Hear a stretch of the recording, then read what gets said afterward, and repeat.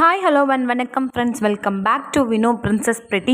நம்ம இன்றைக்கி சேனலில் என்ன பார்க்க போகிறோங்கிறது தெரிஞ்சுக்கிறதுக்கு முன்னாடி ப்ளீஸ் நம்ம சேனலை சப்ஸ்கிரைப் பண்ணாமல் பார்க்குறீங்கன்னா சப்ஸ்கிரைப் பண்ணிக்கோங்க ஃப்ரெண்ட்ஸ். கூடவே இருக்க பெல் பட்டனையும் கிளிக் பண்ணிக்கோங்க. அப்போ தான் நான் போடுற வீடியோஸ் எல்லாம் உங்களுக்கு உடனுக்குடன் நோட்டிஃபிகேஷன் ஆகும். ஓகே ஃப்ரெண்ட்ஸ், இன்றைக்கி நம்ம வீடியோவில் திருவையாறு ஸ்பெஷல் அசோகா அல்வா எப்படி செய்கிறதுன்னு பார்க்கலாம். நான் இது செய்கிறதுக்கு ஒரு குக்கர் எடுத்துக்கிட்டேன்.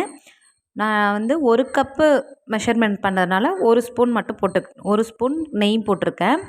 இந்த நெய் மெல்ட் ஆகிறதுக்குள்ளார நான் ஒரு 3 ஏலக்காய், ஒரு 5-6 பாதாம், 5-6 முந்திரி எடுத்துருக்கிறேன்.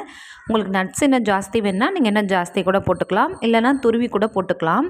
நான் அப்படியே தான் போட்டு நல்லா இதை ஃபஸ்ட்டு ஃப்ரை பண்ணிக்க போகிறோம். நல்லா ஒரு கோல்டன் ப்ரௌன் ஆகிற வரைக்கும் வச்சுக்கலாம். இப்போது இதை தனியாக நம்ம எடுத்து வச்சிடலாம். அந்த நெய் ரிமைனிங் இருக்கிற நெய் நமக்கு தேவைப்படும். நான் ஒரு 3/4 கப் அளவுக்கு பாசிப்பருப்பு எடுத்துருக்கிறேன். பச்சைப்பயிறு இல்லை, பாசிப்பருப்பு எடுத்திருக்கேன். இந்த பாசிப்பருப்பு கருகிடக்கூடாது, பட் லைட்டாக நம்ம ஃப்ரை பண்ணி விடணும். இந்த மாதிரி ஃப்ரை பண்ணிவிட்டு நம்ம இந்த அல்வா செய்யும் போது அதில் வர அந்த ரா ஃப்ளேவர் வராமல் இருக்கும். ஸோ பாருங்கள், இந்த அளவுக்கு ஃப்ரை பண்ணதுக்கப்புறம் நான் எந்த கப்பில் பயறு அளந்துக்கிட்டனோ அதுலேயே 2 கப்பு, அதாவது ஒரு கப்புக்கு 2 கப்பு தண்ணி, அந்த மெஷர்மெண்ட்டில் நான் தண்ணி ஊற்றி இதை ஒரு 4லேருந்து ஒரு 5 விசில் வச்சுக்கோங்க. நான் ஒரு 4 விசில் வச்சுக்கிட்டேன். அப்போ தான் நல்லா குழஞ்சி வரும். பாருங்கள், நல்லா இந்த அளவுக்கு குலைவாக இருக்கணும். கொஞ்சம் தண்ணி பற்றாமல் ட்ரையாக இருந்தாலும் பரவாயில்ல, ஆனால் கொஞ்சம் இந்த மாதிரி இருந்தாலும் ஓகே. நான் இப்போ இதை மிக்சியில் ஆற விட்டு நல்லா அடித்து எடுத்துக்க போகிறேன். இப்போ இன்னொரு பேனில் அதே மாதிரியே ஒரு ஸ்பூன் நெய் ஊற்றிக்கிட்டோம். நான் எந்த கப்பில் பருப்பு அளந்தனோ அதே கப்லேயே அதே மெஷர்மெண்ட்டுக்கு கோதுமை மாவு எடுத்திருக்கேன். நீங்கள் வேணும்னா மைதா மாவு கூட எடுத்துக்கலாம், பட் நான் கோதுமை மாவு தான் எடுத்துக்கிட்டேன். இதை நல்லா நெய்யில் மிக்ஸ் பண்ணி விடணும். இது நல்லா மிக்ஸ் பண்ணி விடும்போது நல்லா ஒரு மாதிரி க்ரீமியாக ஆகணும். உங்களுக்கு நெய் பத்தலைன்னா இன்னொரு ஸ்பூன் வேணாலும் போட்டுக்கோங்க. இதை நல்லா நெய்யில் மிக்ஸ் பண்ணி விட்டு நல்லா க்ரீமிங் கன்சிஸ்டன்சிக்கு வரணும். அப்போ தான் நமக்கு இந்த அல்வா கரெக்டாக வரணும். பாருங்கள், இந்த மாதிரி நல்லா க்ரீமாக இருக்கணும். இது மாதிரி நல்லா நெய்யில் கோதுமை மாவு நல்லா மிக்ஸ் பண்ணி விட்டு நல்லா அந்த ரா ஃப்ளேவர் போகிற வரைக்கும் நல்லா ஃப்ரை பண்ணதுக்கப்புறம் நம்ம பிளெண்ட் பண்ணி வச்சுருந்தோம்ல பாசிப்பருப்பு, அதை எடுத்து இதில் ஆட் பண்ணிக்கணும். இப்போது கோதுமை மாவும் பருப்பும் நல்லா மிக்ஸ் ஆகி வரணும். நம்ம ஏற்கனவே நெய் விட்டுருக்கிறதுனால கொஞ்சம் அப்படியே ஒட்டாமல் தான் வரும், இருந்தாலும் இன்னும் நல்லா ஒட்டாமல் வரணும். ஸோ பாருங்கள், இப்போ இந்த அளவுக்கு இதானதுக்கப்புறம் நான் இதில் ஃபுட் கலர் ஆட் பண்ணிக்க போகிறேன். நான் கொஞ்சம் நல்ல ஒரு ரெட் கலர் தான் எடுத்துக்கிட்டேன். ஏன்னா அசோகா அல்வா நல்லா ரெட் கலர் இருக்கும். கலர் நம்மளோட சாய்ஸ் தான். நான் ரெட் கலர் தான் எடுத்துக்கிட்டேன். இப்போ இந்த ரெட் கலர் நல்லா இதோட மிக்ஸ் ஆகிற அளவுக்கு நல்லா மிக்ஸ் பண்ணி விட்டுக்கோங்க. நல்லா மாவு, பருப்பு, colour, red colour, food colour எல்லாமே நல்லா ஒன்றா மிக்ஸ் ஆகி வரணும்.